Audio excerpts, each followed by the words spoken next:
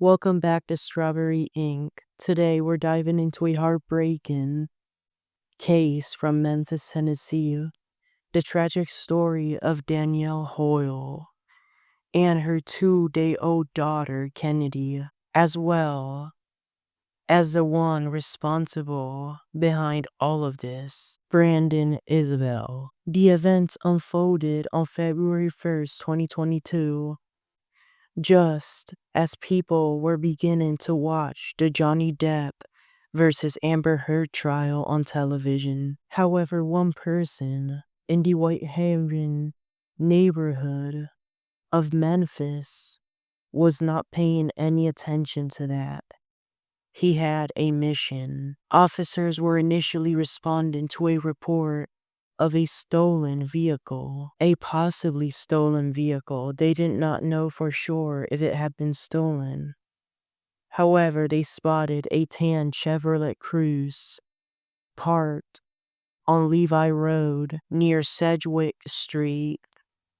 The car's driver's side window had been broken out, and when police ran the plates, they discovered it belonged to 27-year-old Danielle Hoyle, who had not been heard from since leaving home earlier that night, along with her 2-year-old daughter, Kennedy.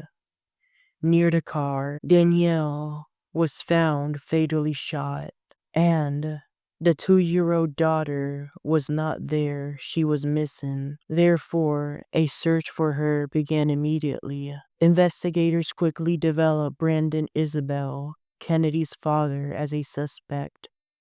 During questioning, he confessed to luring Danielle to that location, shooting her, and taking their newborn daughter. He later drove to a boat ramp on Mud Island, where authorities say he tossed the 2-year-old into the water near where the Wolf River meets the Mississippi River. Despite extensive search efforts, Kennedy's body was never recovered, though investigators did find a baby hat near the water. After the killings, Isabelle allegedly disposed the baby's car seat in a Walmart dumpster and even went shopping for gifts for another girlfriend before being captured by police. The Shelby County Medical Examiner's Office confirmed Danielle's death not as a suicide,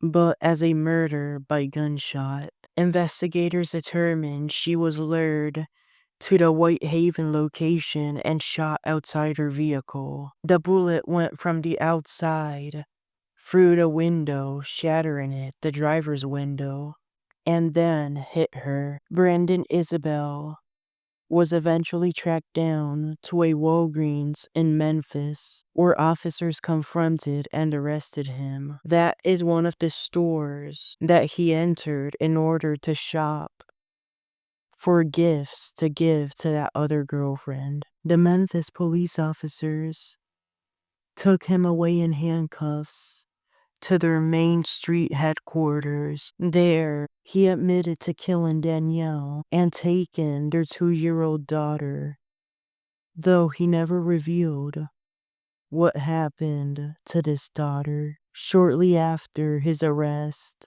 Isabel appeared before Judge Carolyn Addison at the Shelby County Criminal Court, pleading not guilty to charges against him. He had been booked in the Shelby County Jail on 2 kidnapping offenses and an evidence tampering offense, all felonies. This judge ordered that Shelby County Chief Prosecutor Eric Christensen present the case to a grand jury at the Shelby County General Sessions Court in order to confirm the charges.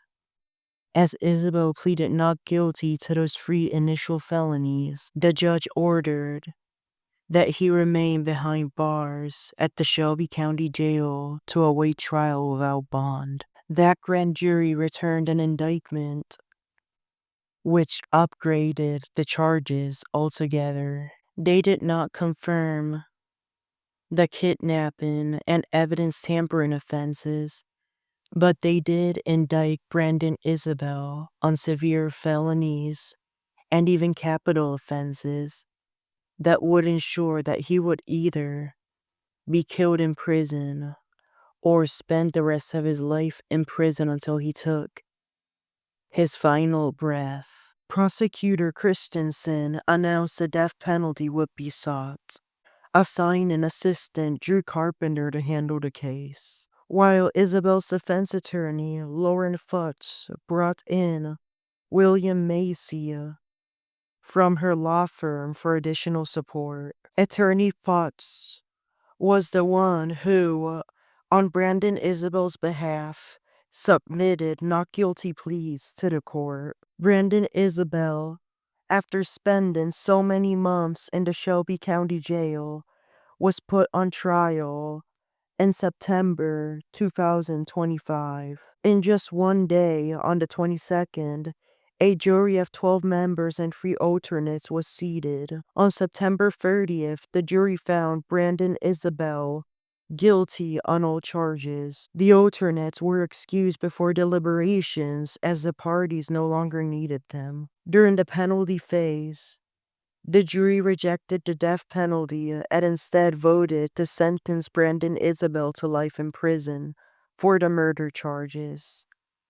On November 20th, 2025, Judge Jennifer Johnson handed down consecutive prison terms, 51 years for each murder charge, 22 and a half years for each aggravation felony.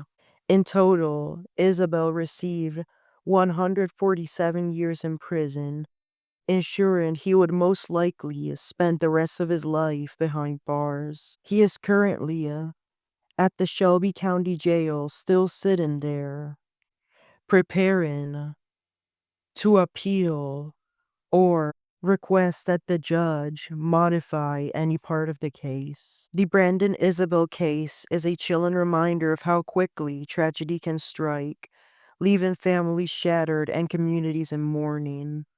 Danielle Hoyle and her newborn daughter Kennedy may be gone, but their story continues to serve as a call for vigilance and justice.